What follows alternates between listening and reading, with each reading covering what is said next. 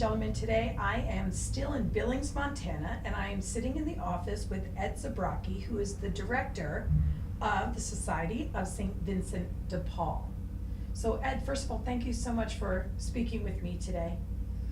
You're welcome. We enjoy having you here. I know it was a sneak attack. We kind of snuck up on you in here today. So let me ask you this. What actually is your passion? Well, my passion, I would say, is dealing with the underprivileged, those in need, the people that have a tough time making it in society. How did that start for you? Well, I started out with a family of 7, and I was the oldest. And we never had a lot of money or anything, but we had each other. And we kind of grew together. We're a religious family. We were Catholic. And I went on and went to school and became a priest. And as a priest, my duty was to work with the kids, those in need. And so I was in education. So I went to education, and after 7 years, I split with the priesthood and went into education itself. And I became an administrator in superintendent of schools in probably 5 or 6 different places. In each place, I was kind of drawn to those in need, the people who had a tough time making it in school. I ended up out at Yellowstone Boys and Girls Ranch in Billings, Montana, which is a home for emotionally disturbed students. And for 15 years, I ended up there directing the education program. And those kids were always the kids that were having a difficult time making it. Well, from there, I retired. And This is you retired? And this is my retirement. I went into St. Vincent de Paul. They were needing an administrator to put things together and to make things happen. So I came in, and I was immediately drawn to this because basically we're here to help the lowest of the low. And that is the people. We have street people. We have people who I would say are basically living hand to mouth. And it's my passion to help them.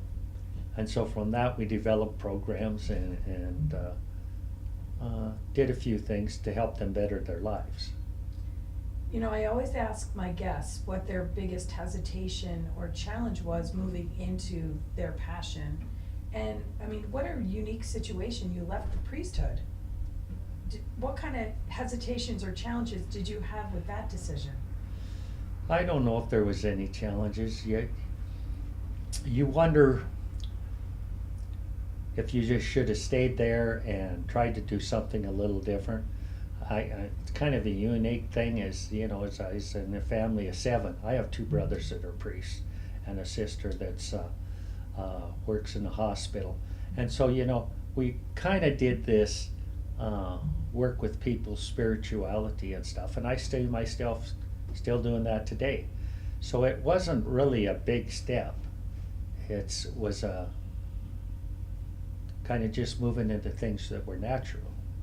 I think that's how you know you're doing your passion.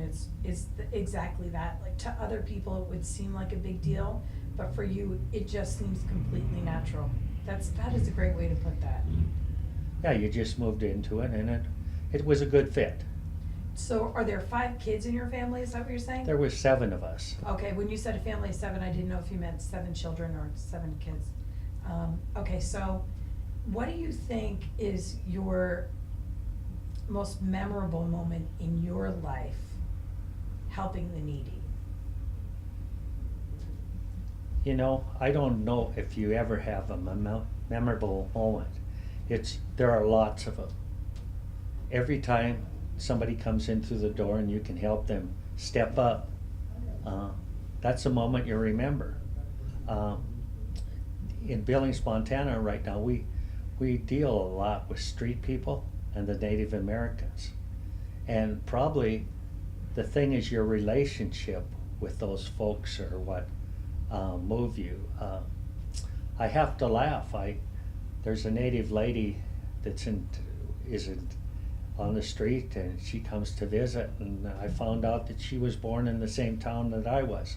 And so I tell her, "You're my cousin from Busby?" And you know, we get along well together. These are all of our aunties and uncles around here. And that's talking their lingo. They get a laugh out of that. And like this morning, I was down here at 6:30. We opened the door. It was a little cold. They came in and had coffee. And all of them stepped up to do something. Some went to get food in the kitchen and help out. They cleaned the floors. They swept outside. You give them a purpose to live, and they seem to thrive and grow. Well, it seems like you're providing them such a comfortable place to be, you know, a place where they feel like they belong. And I know they can take showers here, they can wash their clothes for free, use the restrooms. You're right on everything but showers. We don't have showers here, but you know what?